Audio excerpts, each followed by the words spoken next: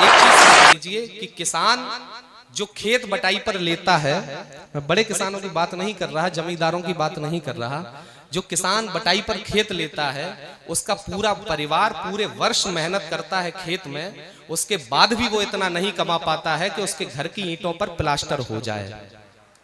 अगर मेरी बात ठीक हो तो समर्थन करिए।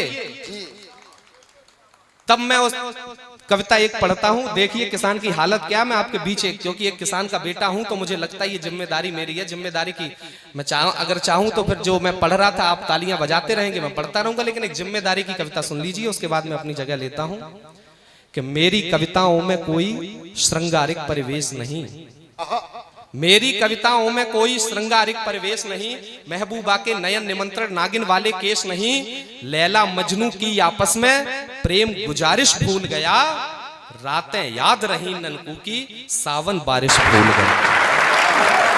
रातें याद रही, तालियों को थोड़ा बढ़ाइए, कि रातें याद रही ननकू की सावन बारिश भूल गया। अरे पीड़ाओं के गौमुख से गंगा सागर तक जाऊंगा, भरी हुई अत्याचारों से उस गागर तक जाऊंगा। अरे महलों को झोपड़ियों का अधिकार नहीं खाने दूंगा, जब जब कलम चलाऊंगा मैं नींद नहीं आने दूंगा, जब जब कलम चलाऊंगा मैं नींद नहीं आने दूंगा।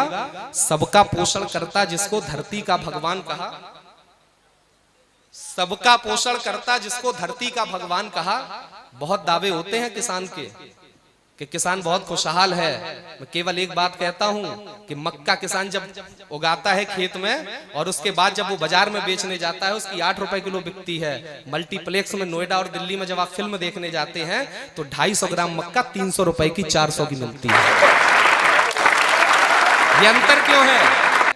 मैं बताता हूं किसान की असली स्थिति क्या है, कि सबका पोषण करता जिसको धरती का भगवान कहा, भारत माँ के उस बेटे को मस्तक का अभिमान कहा, जिसके नाम के राजनीति ने सर्वाधिक नारे गाए, जय किसान की माला जपने वाले सिंहासन पाए, किंतु तरक्की वाला हमको घायल हर अरमान दिखा, सर्द रात में बिन कंबल के ठिठुरा हुआ किसान दिखा।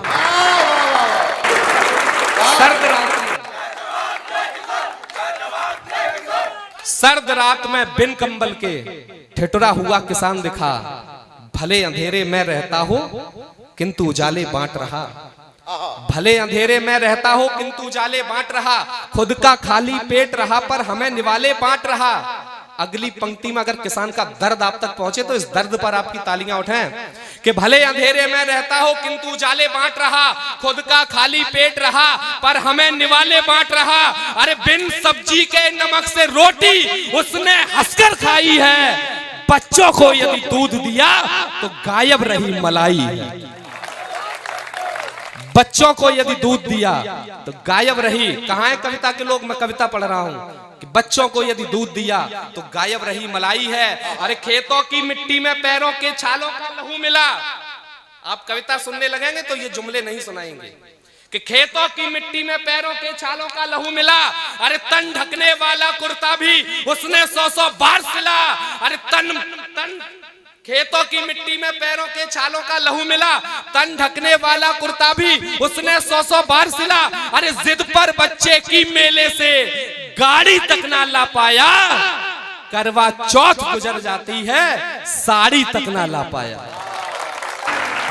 यह है किसान की हालत कि करवा चौथ गुजर जाती है साड़ी तक ना ला पाया।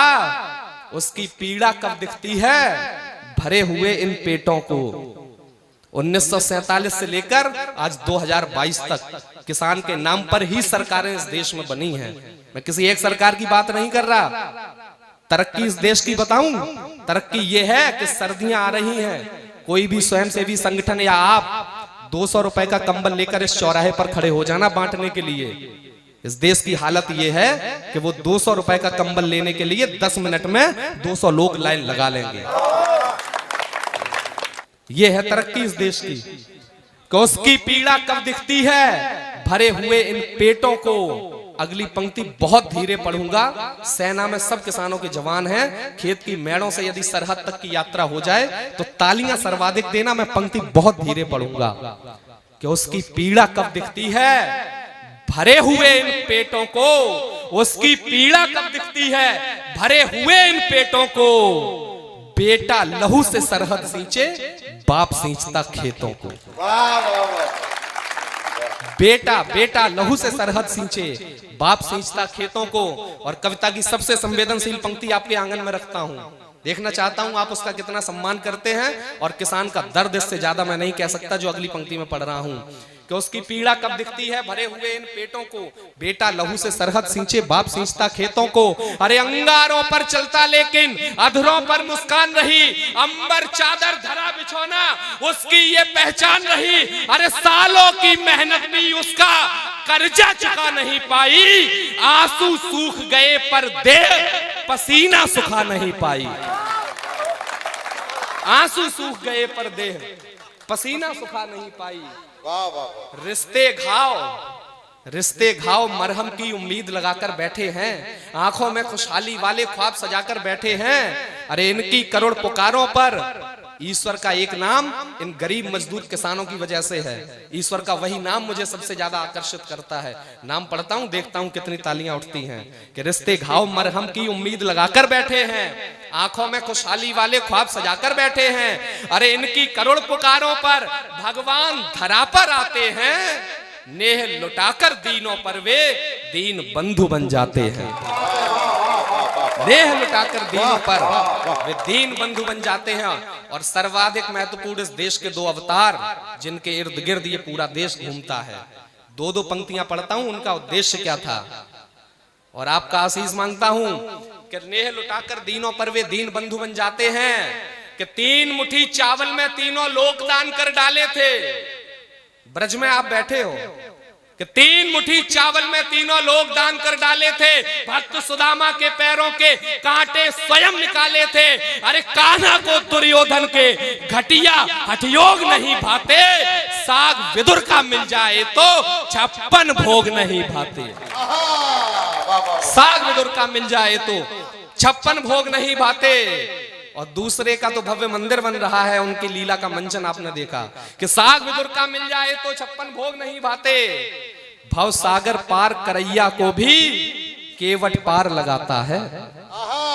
भव सागर पार करैया को भी केवट पार लगाता है। अरे अहंकार तो सोने की लंका में आग लगाता है। अरे राम लला को चाह नहीं, सोने चांदी के ढेरों की राज प्रसादों से ज्यादा कीमत शबरी के बेरों की। राज प्रसादों से ज्यादा कीमत शबरी के बेरों की।